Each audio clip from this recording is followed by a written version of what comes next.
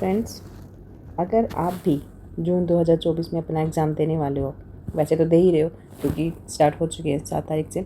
तो इस वीडियो में थोड़ा सा मैं बताने वाली हूँ कि लास्ट मिनट कुछ टिप्स देने वाली हूँ जो आपके लिए काफ़ी इम्पोर्टेंट होने वाले हैं। Got it? और ये बहुत ज़रूरी भी है कि एग्ज़ाम के लिए आपको सब कुछ पता भी होना चाहिए, स्पेशली उन बच्चों के लिए जो पहली बार एग्ज़ाम दे रहे हैं इग्नू से। Got it? तो एग्ज़ाम स्टार्ट होने से लेकर लास्ट तक का थोड़ा सा एक बार हम इस वीडियो में एक ब्रीफ स्टडी कर लेते हैं कि क्या क्या करना होता है और आपको किस किस चीज़ का ध्यान रखना है।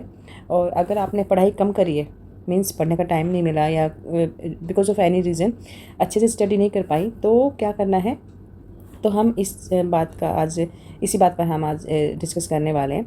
ओके, तो सबसे पहले चैनल को सब्सक्राइब कर लेना और वीडियो को लास्ट तक देखना, बहुत इंपॉर्टेंट वीडियो है क्योंकि छोटी सी वीडियो में ही आपको पूरा सारा एनालाइज बताने वाली हूँ। तो ध्यान से सुनना सारी बातें और फॉलो करना सबको। Got it? और मैं इसलिए कह रही हूँ क्योंकि आई एम इग्नू काउंसलर, तो थोड़ा सा मैं और अच्छे से बता सकती हूँ कि किन चीज़ों का ध्यान रखना है, किन चीज़ों को इग्नोर करना है। तो चलो वीडियो को आगे बढ़ाते हैं। तो एक एक करके चलो, जो हर चीज़ पर, हर टॉपिक पे हम बात करने वाले हैं। तो सबसे पहले स्टार्ट करते हैं हम हॉल टिकट से। देखो, ये सबको पता है कि सबसे पहले आपको हॉल टिकट लेके जाना होता है। हॉल टिकट कह लो या आईडी कार्ड ले बोलो, वो लेके जाना होता है। Got it? तो अगर मान लो आपके पास दोनों नहीं है, बिकॉज ऑफ एनी रीज़न, या डाउनलोड नहीं कर पाए, तो आप अपना Aadhaar card, voter ID card, किसी की भी एक जो है ID proof, as a ID proof आप लेकर जा सकते हो। ओके, दूसरी बात यह है कि पेन, ठीक है, पेन, पानी की बोतल, ये आप लेके जा सकते हो। पेन तो लेके जाना ही है, पानी की बोतल ले जाना है क्योंकि गर्मी बहुत ज़्यादा है। और पेन एक ऐसी चीज़ है जो कुछ बच्चे क्या करते हैं कि बहुत एक्साइटमेंट में नए पेन ले जाते हैं। तो नए पेन लेके मत जाना, पुराने लेके जाना जो आप यूज़ कर चुके हो। नए पेन क्या होता है, कई बार धोखा दे जाते हैं, चलते नहीं हैं। तो पुराने पेन, यूज्ड पेन लेके जाना, कुछ एक्स्ट्रा पेन लेके जाना। ओके, तीसरी बात है मोबाइल। देखो, मोबाइल आप लेके जा सकते हो, बैग भी लेकर जा सकते हो, ऐसे बात नहीं है, क्योंकि सबकी अपनी कुछ पर्सनल चीज़ें होती हैं जो ले जानी ज़रूरी होती हैं। तो देखिए, बहुत सारे एग्जामिनेशन सेंटर पे क्या होता है कि बैग फ़ोन रखने की मतलब वहाँ पे होता है, कुछ अरेंजमेंट होता है, कुछ सेंटर होते हैं, तो वहाँ पे आप लेके जा सकते हो, वहाँ रख सकते हो।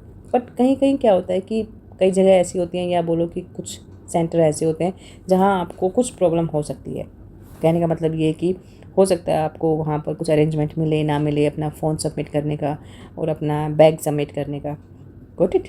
तो कई बार आपको क्या होता है, क्लासरूम के बाहर या कहीं भी एक ऐसी जगह दे दी जाती है रखने के लिए जहाँ आप रख तो सकते हो, बाकी वहाँ एग्जामिनेशन सेंटर पे व्यवस्था तो कर लेते हैं वहाँ रखने के लिए, कुछ पैसे लेते हैं वो 10-20 रुपये ऐसे कुछ करके, तो वो आपके फ़ोन और बैग को अरेंज कर देते हैं। मतलब बाकी देखो, ये चीज़ें इतनी सेफ़ तो नहीं होंगी। मैं नहीं बोलूँगी कि अगर कुछ लोग पैसे लेकर आपके फ़ोन और बैग की सेफ्टी के लिए अरेंजमेंट कर रहे हैं तो I don't feel it's safe. So better है, आप अगर आपके साथ कोई आया है रिलेटिव, तो आप उसको हैंड ओवर कर सकते हो, बाकी ना ही लाओ फ़ोन वगैरह तो बेटर है। Got it? चलिए, क्योंकि क्या होता है कि जब वो चीज़ें खो जाती हैं, किसी भी रीज़न से मिसप्लेस हो जाती है, तो यूनिवर्सिटी की या उस सेंटर वाले ना अपनी ज़िम्मेदारी नहीं लेते कुछ भी, कि अगर कोई फ़ोन खो गया या बैग खो गया तो ये आपकी ही ज़िम्मेदारी होती है। आप अपने रिस्क पे किसी और को सबमिट कर सकते हो, मतलब जो भी वहाँ पर बैठा हुआ है वो सामान लेने के लिए।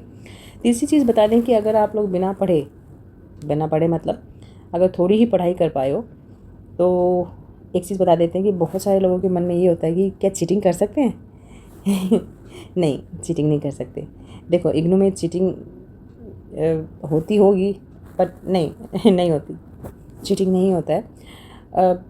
बट मैं इसके बारे में पूरा श्योर नहीं हूँ कि चीटिंग होती है या नहीं होती है, लेकिन इतना ही बोलूँगी बीइंग ए टीचर कि चीटिंग मत करना। जो आता है, जितना आता है उतना लिखो, कॉन्फिडेंटली लिखो। Got it? और जो भी अच्छा, उसको अच्छे से लिखो, हेडलाइन लिख के, उसको अंडरलाइन करके, जो भी पॉइंट्स बनाए हैं उनको अच्छे से डिटेल में लिखो। Got it? चीटिंग करने से क्या होता है कि कई बार यूएफएम लग जाता है। Got it? तो क्यों इन चक्करों में पड़ते हो यार? तो उसमें क्या होता है कि आपकी जो कॉपी होती है वो जमा कर लेते हैं। Got it? और वापस नहीं देते हैं, तो वो एग्ज़ाम में आप मतलब समझ लो कि फ़ेल ही हो जाओगे। कई बार क्या होता है कि जो एग्जामिनर होते हैं वो कई बार इस तरह से भी होता है कि वो आपकी कॉपी जमा कर लेते हैं, मतलब आपको लिखने नहीं देते, घंटा 2 घंटा के लिए अपने पास रख लेते हैं। या कई बार ये होता है कि लास्ट के कुछ 30 मिनट जब बच जाते हैं तब आपको वो कॉपी वापस दे देते हैं लिखने के लिए। तो वैसे तो यूएफएम के बहुत ही कम चांस होते हैं लगने के, बट ज़्यादातर लोग जब लगता है तो फिर वो काफ़ी, मतलब आपका 6 महीने ख़राब समझिए। Got it.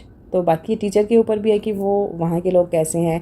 तो यूएफएम का तो हो गया जैसे कि क्या क्या लेकर जाना है, मोबाइल फ़ोन का हो गया, मैं ऑलरेडी बता चुकी हूँ। अब एक बहुत ज़रूरी आपको बता देती हूँ कि अगर आप लोग बिना, मतलब कम टाइम मिला है पढ़ाई करने का, तो उसके लिए क्या करोगे। देखो ये बहुत ज़रूरी चीज़ है कि अगर टाइम नहीं मिला पढ़ने का तो आपको जब वहाँ पे कॉपी मिलेगी ना, वहाँ पे 26 पेज का कॉपी होता है, 25 या 26 पेज का कॉपी मिलती है लिखने के लिए, जिसमें से आपको 24 पेज लिखने के लिए दिया जाता है। Good it. फ्रंट पेज भी दिया जाता है, वो कैसे भरना है वो सब मैं ऑलरेडी बता चुकी हूँ। मैं आई बटन में वीडियो भी डाल दूँगी, वो देख लेना कि कैसे उसको भरना होता है। तो अगर आप लोग को पता नहीं है या टाइम नहीं मिला पढ़ने का, तो टॉपिक से रिलेटेड थोड़ा बहुत ही आता है भी, अगर थोड़ा बहुत भी आता है किसी भी टॉपिक पर, तो कोशिश करना है कि 5 क्वेश्चन लिखने हैं आपको। वो तो सबको पता है कि क्वेश्चन पेपर में 5 क्वेश्चन आएंगे, तो 5 लिख के आना, छोड़ना मत कोई भी, क्योंकि फेल होने का चांस रहता है। अगर नहीं छोड़ोगे तो पास होने का चांस बढ़ जाएगा, सिंपल सी बात है। अब बिना पढ़े तो पास देखो हो गए नहीं, लेकिन इग्नू में ऐसा होता है कि कॉपी, इग्नू का मान लो कोई ऐसा टीचर या प्रोफेसर नहीं है जो चेक करता है, तो लोकल यूनिवर्सिटी का टीचर ही कॉपी को चेक करते हैं। प्रोफेसर आप जो भी समझो, वो लोग कॉपी को उतने अच्छे से नहीं देखते, क्योंकि उतना उनको शायद पे भी नहीं मिलता होगा इग्नू की तरफ से, तो उतना ध्यान से नहीं देखते हैं। और आई थिंक इतना वो लोग, अगर लोकल टीचर कोई कर रहा है तो वो लोग इतना ध्यान से नहीं पढ़ेंगे। हाँ, अगर इग्नू के होते हैं तो वो ब्रीफली उस चीज़ को नोटिस करते हैं, एनालाइज करते हैं। तो कहने का मतलब ये है कि अगर आप लोग लिख के आओगे ना टॉपिक से थोड़ा बहुत भी रिलेटेड अगर आपको आता है तो वो लिखना ज़रूर, उससे पास होने के चांस बढ़ जाते हैं। और हैंड राइटिंग आपकी अच्छी होनी चाहिए, ज़्यादा चांस होता है पास होने का, समझ रहे हो ना। देखो कोशिश करना है कि सारे क्वेश्चन को लिख के आओ, क्वेश्चन कोई मत छोड़ना, चाहे थोड़ा ही लिखो, जितना भी आता है उतना लिख के आना। बाकी 100 नंबर का अगर आपका पेपर है तो कम से कम आपको ये कोशिश करनी है कि 20 पेज लिख के आना, 20 पेज से कम मत लिखना। 20 पेज से कम करोगे तो फेल होने के चांसेस बढ़ जाते हैं। इसके लिए एक तो करना यही है, क्वेश्चन को पढ़ो, क्वेश्चन से रिलेटेड जो भी आता है कुछ भी बना के, चाहे तो उसमें ग्राफ पूछा है तो ग्राफ भी लिख दो, थोड़ा ही बना दो। तो इससे क्या होता है कि 15-20 पेज तो लिख ही देना। बाकी अगर बात करें तो 20 पेज तो लिख ही देना है, उससे कम मत करना। ज़्यादा हो जाए तो बहुत ही अच्छी बात है। अच्छा, एक चीज़ का ध्यान रखना, अगर आपका पेपर 50 नंबर का है तो 15 पेज तक लिख के आना, उससे कम मत लिखना। बहुत सारे लोग सोचते हैं कि 10-12 पेज या 7-8 पेज लिख के आ गए हैं तो 50 नंबर का ही तो है, तो वहाँ पे मार्क्स कट जाते हैं। यही बात होती है। अगर नहीं पढ़ के गए हो तो भी आपको कोशिश करनी है कि लिख के तो आना ही है, कैसे भी करके। अगर नहीं लिख के आओगे तो फेल हो जाओगे। अगर लिख के आओगे तो कॉपी से सही, कॉपी जो आपकी सही ठीक से चेक हुई या नहीं हुई, तो पास होने का चांस थोड़ा सा बढ़ जाता है, क्योंकि आपके उसमें असाइनमेंट के मार्क्स भी ऐड हो जाएंगे, तो पास तो तुम हो जाओगे। लेकिन अगर आप 8 पेपर में पूरे में ऐसा ही करते हो, तो इस बात का हम अच्छे से बता देते हैं कि अगर आपका बीए प्रोग्राम का कोई भी, या बीए ऑनर्स का कोई भी प्रोग्राम है, तो ज़्यादा चांस है कि आप 8 में 6 पेपर में पास हो जाओगे। ये तो मैं बोल सकती हूँ, क्योंकि साइंस वालों में थोड़ा सा कमी होता है कि वहाँ पर लोग पास तो हो जाते हैं। बहुत सारे लोगों को ऐसा भी देखा है कि बिना पढ़े भी एक दिन किताब ने टच किया और फिर भी पास हो गए। लेकिन कुछ तो होता है ना कि उनकी अपनी भी कुछ नॉलेज होती है, तो वो लिख के ज़रूर आते हैं। लेकिन इग्नू में ऐसा होता है कि अगर आप बहुत अच्छे से लिख के आए हो तो 0 नंबर, 1 नंबर, 2 नंबर भी मिल ही जाता है। तो ये चीज़ का ध्यान रखना, 0, 1, 2, 3 नंबर के चक्कर में मत पड़ना, अच्छे से लिखना, जो भी आता है ज़रूर लिखना, कोई क्वेश्चन छोड़ना नहीं है।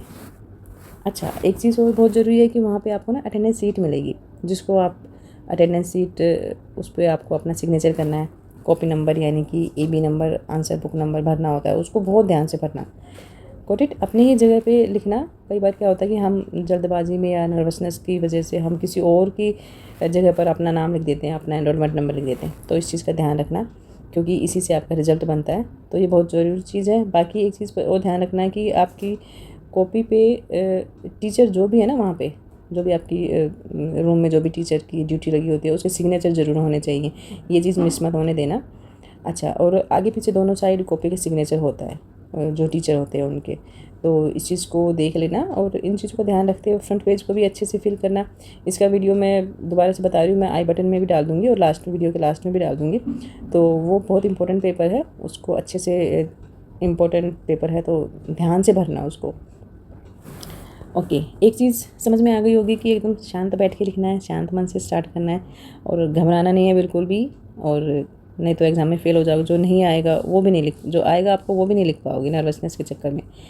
अच्छा, टेंशन कोई नहीं लेनी है, आराम से बैठ के समझ के लिखना। बाकी ये क्वेश्चन बहुत सारे बच्चों के मन में रहता है कि अगल बगल में जो स्टूडेंट का देख के लिख सकते हैं, तो ऐसा नहीं है, ऐसा नहीं होता। क्योंकि अगर आप अपने जानने वाले या किसी भी दोस्त या किसी भी फ्रेंड के साथ अगर बैठे हो और सोच रहे हो कि उसका देख के हम लिख लेंगे, तो उससे दिक्कत हो सकती है। दिक्कत कैसे होगी? क्योंकि अब तुम्हें पता है, तुम लोग स्कूलिंग करके आए हो, तो इतनी छोटी बात तो नहीं है, लेकिन मत करना क्योंकि पता चल जाता है और फिर टीचर आपकी कॉपी ले लेगा और आपको बाहर निकाल देगा। ठीक है, तो ये सब मत करना। और रूम नंबर आपने कैसे ढूंढने हैं उस पर मैंने कल ही एक वीडियो डाली है, तो वो वीडियो देख लेना कि कैसे अपने रूम ढूंढने हैं। Got it? तो यही था, आराम से पेपर देना, कोई टेंशन नहीं लेना, जो आता है उसको अच्छे से लिखो, चाहे थोड़ा लिखो, लेकिन क्वेश्चन कोई नहीं छोड़ के आना है। ठीक है, चलो मिलते हैं नेक्स्ट वीडियो में। Best of luck and bye.